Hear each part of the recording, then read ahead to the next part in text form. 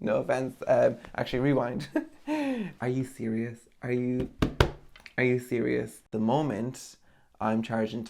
Okay. Now, let's just ignore the mess. This is realistic, guys. This is what the desk looks like most of the time, with pieces of paper and pens just everywhere. But they're fine in there for now. Oh, and my sample aftershave. So how's everyone today? How's everyone keeping? Interior design. Let's get talking. Okay, guys. So today I have such an exciting video requested to me by Nick Powell. Thank you, Nick, for suggesting this. When I seen this comment, I was like, oh my god, I never even thought about doing that. Because, I mean, I don't really realize myself, but I mean, I suppose people do have a lot of assumptions about interior design and interior designers and design in general and design careers in general. So I just thought from an interior designer's perspective, I might give you a little kind of hint or answer some of these assumptions for you. And if you're wondering who the FUCK this is, hi, my name is James. I'm an interior designer here in Ireland. I'm currently working for Symphony Kitchens. It's a kitchen design company in Mayo. So that's where I'm currently, and I'm also doing freelance interior design. So interior design on the side. And I love it. Now, when I say freelance, I mean, I do have a lot. I mean, I think I spread myself a bit too thin sometimes, but it's not work when you love it. So without further ado, let's get into answering some of these assumptions. Okay, I'm so excited. I'm actually like so excited about this. Now I'm very warm.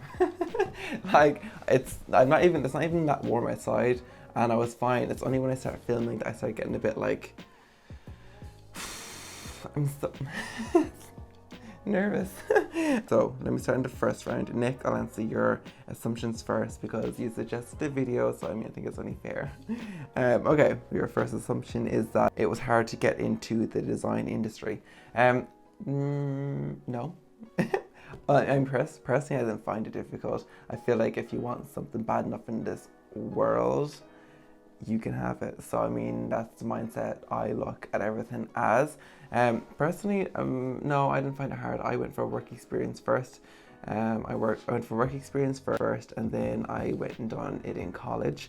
And I think to get into it is like, you know, I feel like maybe it can be hard to get clients. Getting your first project as an independent designer is not the easiest thing.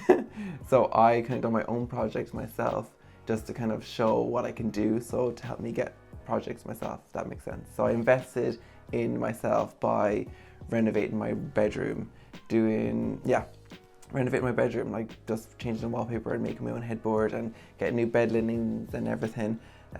Just having something for my portfolio that I can show people, like, this is what I can do.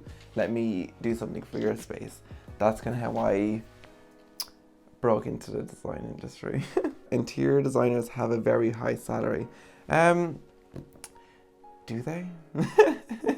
No, we're all broke.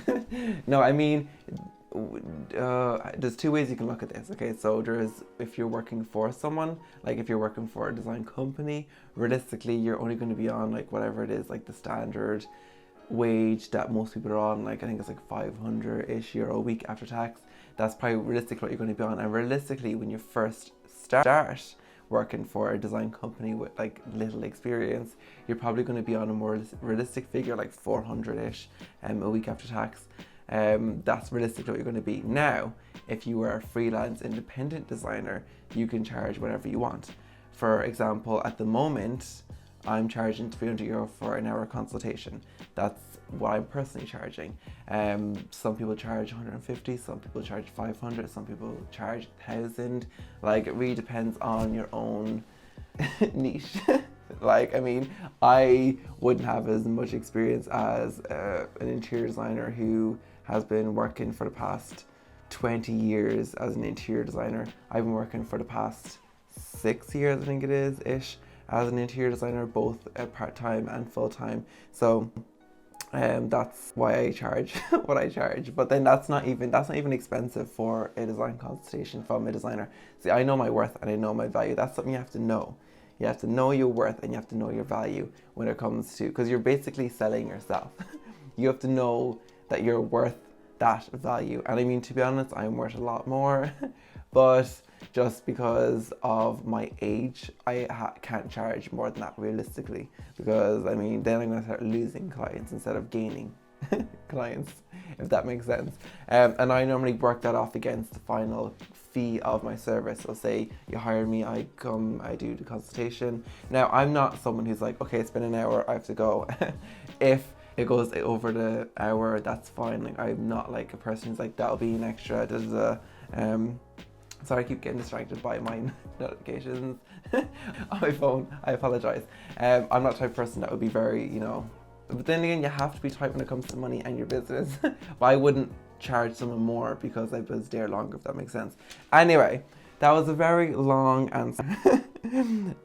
Basically, you decide your own wage, basically, if you're working for yourself. When you're working for someone else, you kind of have to work your way up the ladder. Another assumption is you need a degree to have a job in interior design. No, you do not. You do not need a degree.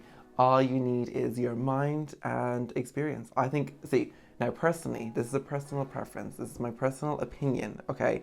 When I go to hire someone to work for me, like whether it be a designer or like whatever it is, I won't be looking, it's more so for a designer, okay? So if I'm hiring another interior designer to come work with me, I won't be looking at their degree. I'll be looking at their projects and what they've done and what they can do and what they can create. Because anyone can go, I mean, it's stupid saying anyone can get a piece of paper, because anyone can, because I mean, there is grants and everything out there, so it doesn't really matter. You don't have to be like rich or whatever to get a degree. Anyone can get a piece of paper.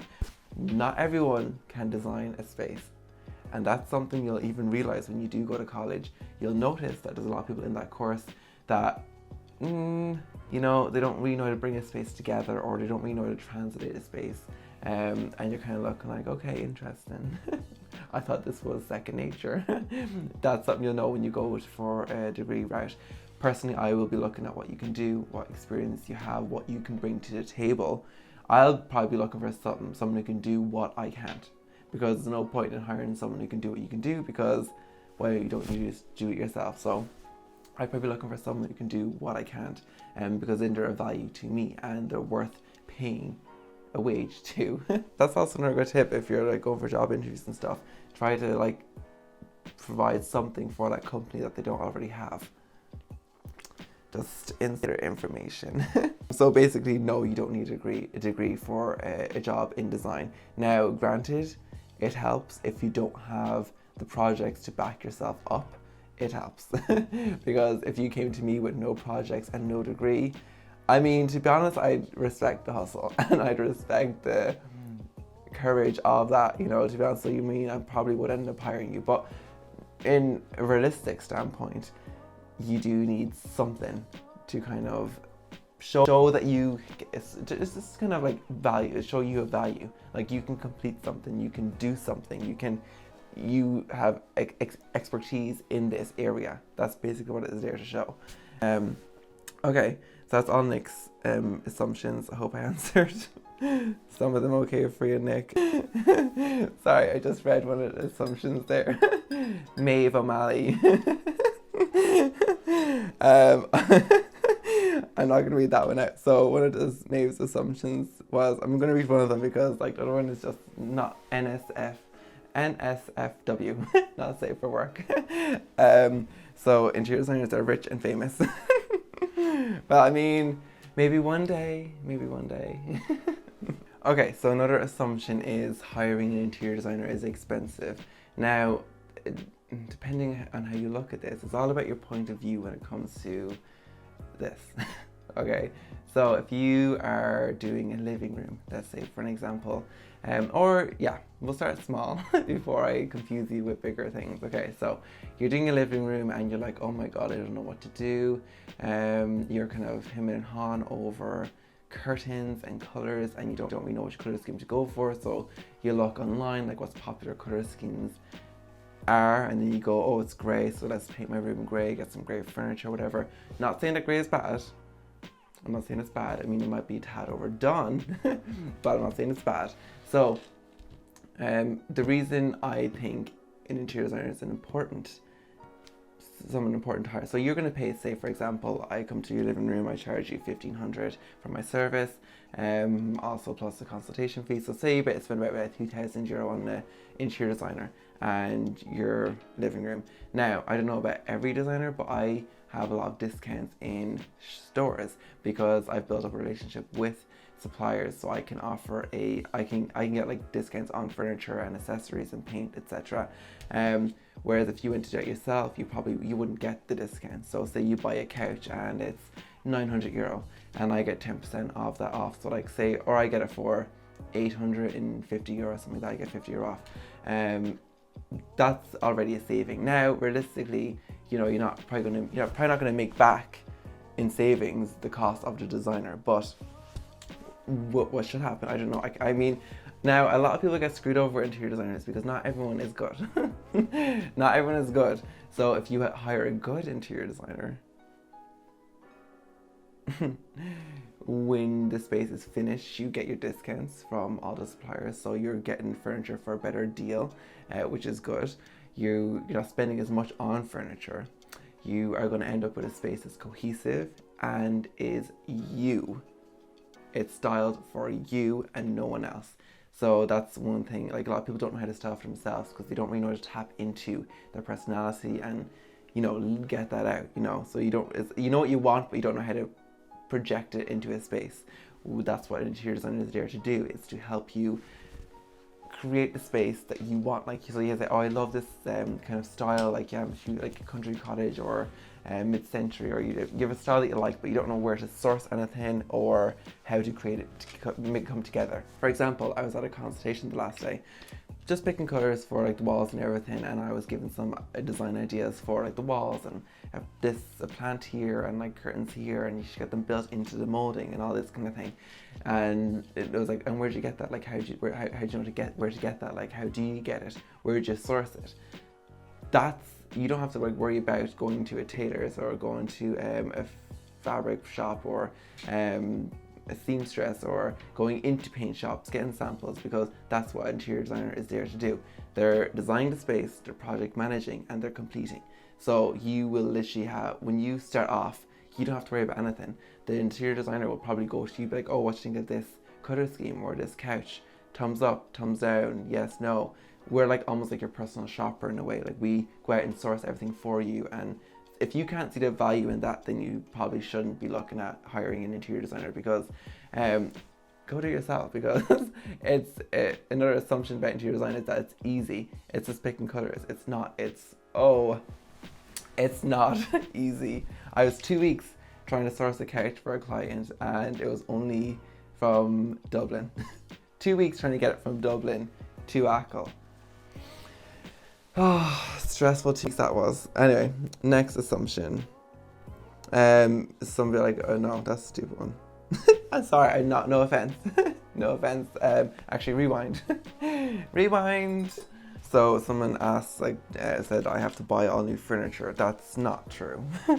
Any designer knows that there's value in what's already there. So if you have a space now, to be honest, if there's something that isn't nice or is, I find, just personally not a vibe and you can do without it, I would probably suggest to lose it and replace that, but I wouldn't be trying to replace everything. The reason I said that's stupid is because obviously you don't have to buy all new furniture.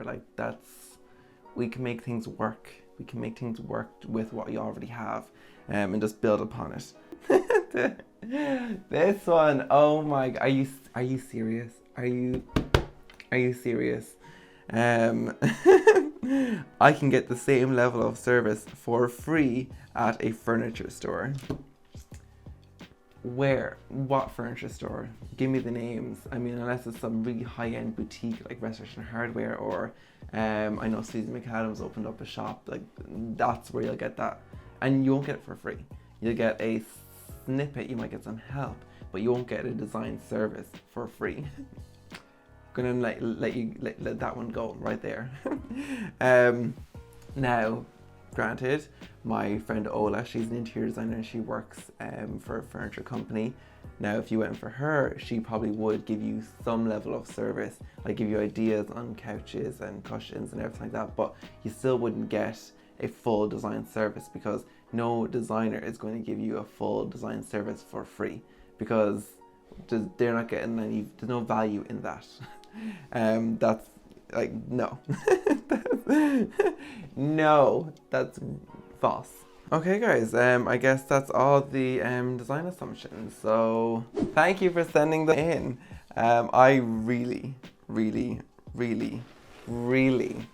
enjoyed this. I had a lot of fun picking apart your assumptions and just seeing what your assumptions were. It was really interesting to see your assumptions about interior design, because I never would have thought about people having like assumptions, even though like I suppose like I'd have assumptions about other people's professions, like doctors and like lawyers and whatever else is out there. And a rundown of this whole thing, design is it's a serious profession.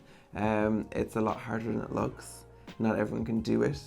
So, and also one more thing I should add in here, choosing an interior designer is very important. It's a very important task to choose the right one, because an interior designer should almost reflect kind of a vibe or style that you want to achieve, and you have to vibe with the designer. Like, I wouldn't take up on a project that I know I wouldn't get along with the client, because it's just not going to be fun for me. It's not going to be fun for them.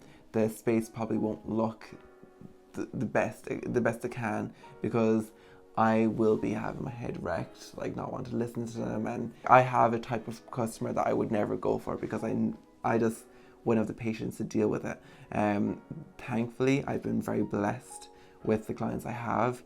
None of them, I've got along very well with every single one of them, and they've been very nice people, and they've been involved in the project from start to beginning as much as they want to be involved. If you are injured, I've done it before where my client has been overseas and they haven't been here. So in that sense, it's very valuable to have a designer that knows what's happening, knows what looks nice, knows what's go where. And you're also you manage the painter, the electric, like, you know, everything. Like, I know it depends on the size of the project. I know I've done a project where I have to manage like the electrician, the painter, the plumber, like the handyman. Like, I've had to have a handle on all of them. And there's a lot, and every project is different. So you're never going to have the same project again, which is what I love about it. So each project you undertake is a new chapter in your design experience. Anyway guys, I've talked for way too long. I really hope you enjoyed this. If you have any more assumptions or questions or anything regarding interior design, please leave them down below. I might film a part 2 to this if you'd like to see that, or I can answer them in the comments. If you'd like to see a part 2 to this, do let me know, because I had too much fun filming this. I had too much fun. I really love reading through and hearing what your thoughts are, and then giving my response to them. I just really enjoyed it. So thank you, Nick, for suggesting this. This was a very fun video to film, if I didn't already say so. If you can't tell. Anyway guys, if you've enjoyed this, please don't forget to hit that subscribe button. It's the least you can do after me giving you all this free advice and information. You can hit that button and subscribe, and also hit that little notification bell, just so you're notified when I upload. I have a few more projects coming over the next few months. Can you believe it's 3 months till Christmas? I cannot wait. I love Christmas. Okay, anyway, before I continue talking about unnecessariness, I'll see you in the next one. Bye.